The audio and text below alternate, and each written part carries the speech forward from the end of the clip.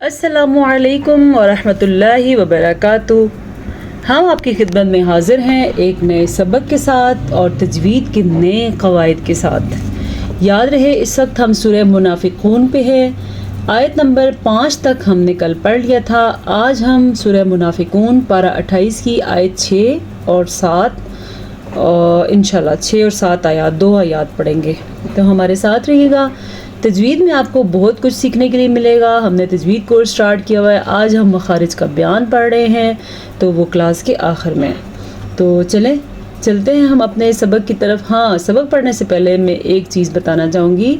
गुज़िश्ता class में मैंने एक सवाल पूछा था कि ये कौन सा मखरज है बा के बारे में, तो दुरुस्त जवाब दिया और 2 लोगों ने दिया और दोनों ने ही दुरुस्त जवाब दिया। जमीला यासिर ने बड़ा बेहतरीन जवाब दिया कि बा का मखरज दोनों होठों की तरी है।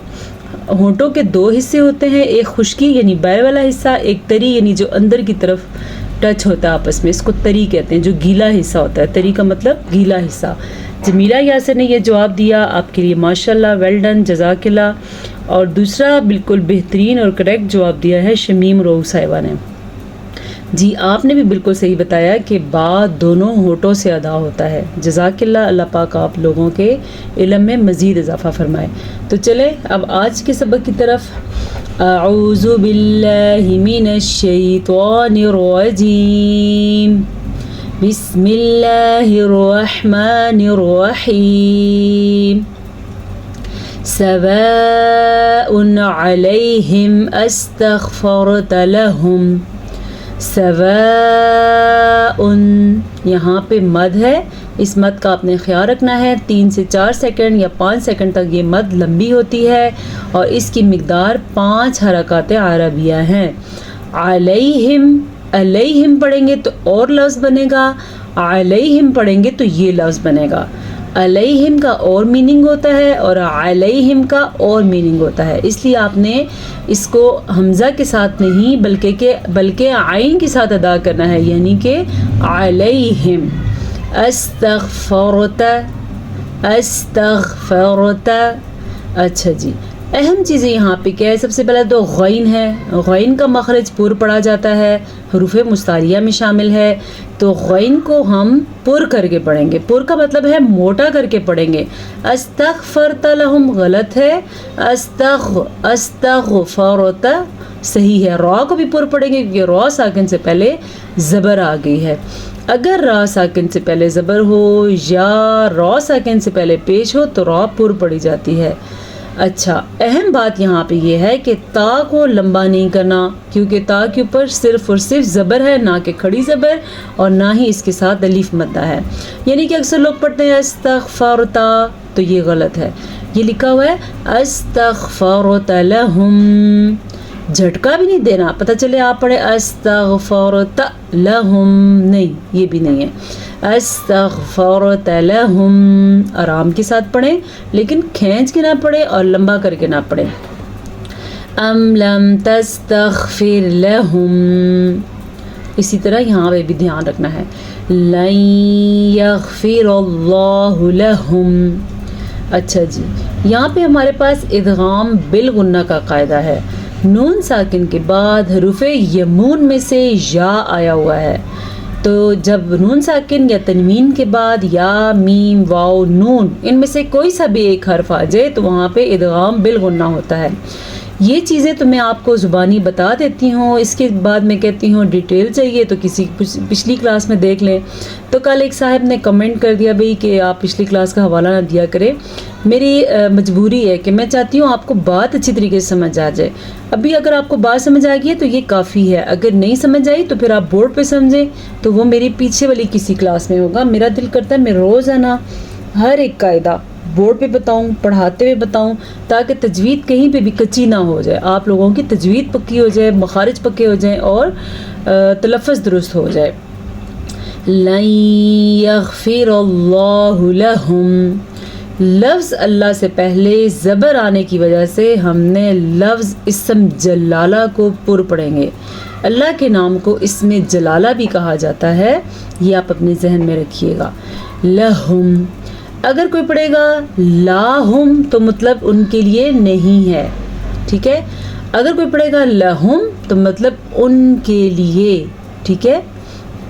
ان اللہ لا یہدی القوم الفاسقین.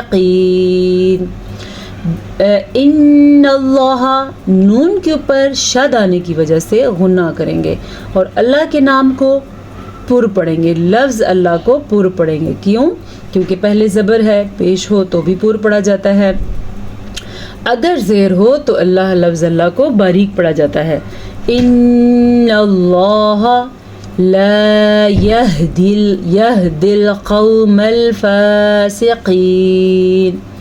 اچھا جی، یہ بھی موٹا قاف ہے. ٹھیک ہے. حروف مستعلیہ ٹوٹل 7 ہیں. یہ وہ حروف ہیں جو ہر صورت میں موٹے یعنی کہ پر کر کے پڑھے جاتے ہیں. جیسا کہ قاف بھی ان میں شامل ہے. قوم الفاسقین هم الذین یقولون. اچھا جی، هم الذین یہ ہے ہا، یہ ہا نہیں ہے، یہ خوا بھی نہیں ہے. هم الذین یقولون. اس نون کو بھی لمبا نہیں کرنا، اس نون کو بھی لمبا نہیں کرنا. جبکہ قاف کو بھی ہم کھینچ کے پڑھیں گے واو کی وجہ سے، اور لام کو بھی واو مدہ کی وجہ سے کھینچ کے پڑھیں گے.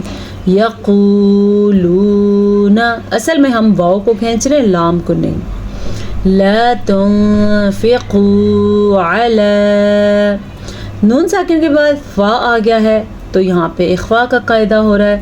اخفا کے قاعدے میں نون ساکن ہو یا تنوین ہو اس کی آواز کو چھپا کے پڑھا جاتا ہے. اگر آپ کو سمجھنا ہی ہو تو اسی طرح آپ گزشتہ کسی لیکچر کو اٹھا کے دیکھیں، آپ کو بہت اچھی طرح سے سمجھ آ جائے گی. لا تنفقوا علی من عند.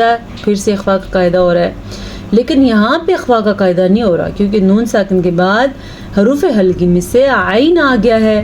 اگر نون ساکن یا تنوین کے بعد حروف حلقی میں سے کوئی حرف آ جائے تو پھر اخفا کا قاعدہ نہیں ہوتا ہے.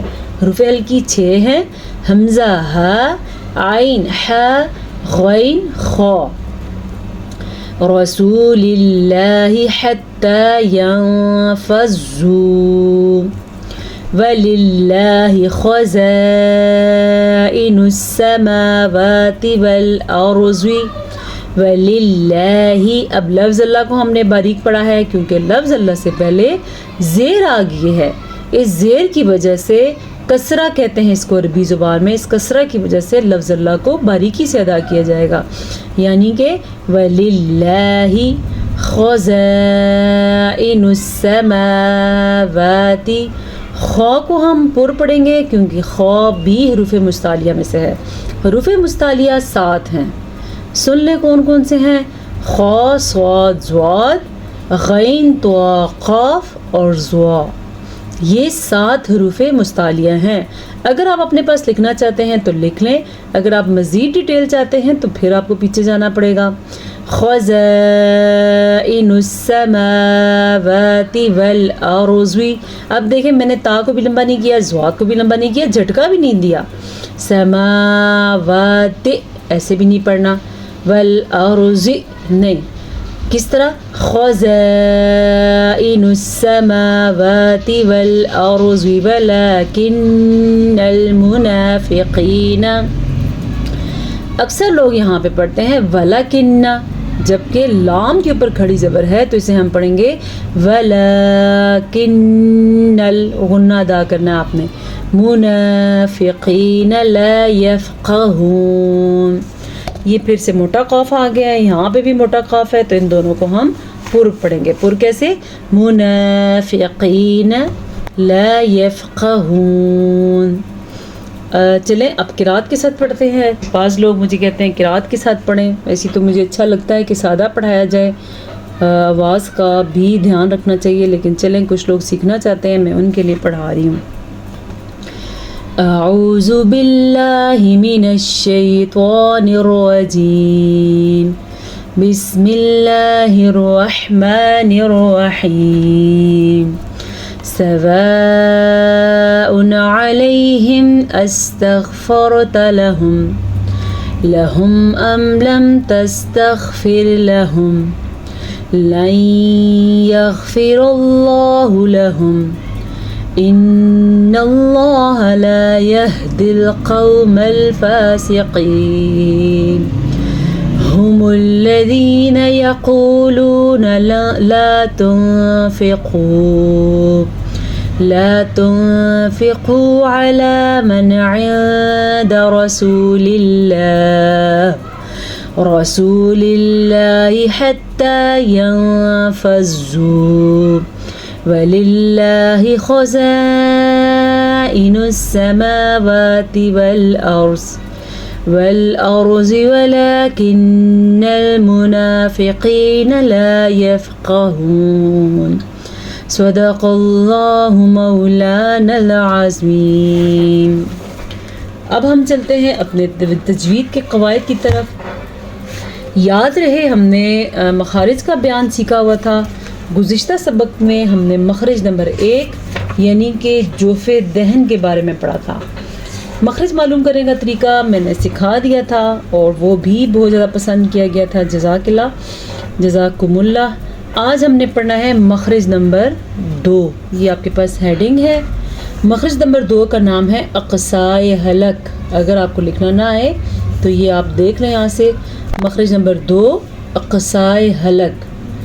اس کی ڈیفینیشن ہے یعنی حلق کا وہ حصہ جو سینے کی جانب ہے، اس سے یہ حروف ادا ہوتے ہیں: حمزہ، ہا۔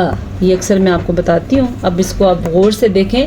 یعنی حلق کا وہ حصہ جو سینے کی جانب ہے، اس سے یہ 2 حروف ادا ہوتے ہیں: حمزہ، ہا۔ میں نے کل کی کلاس میں آپ کو بتایا تھا کہ جب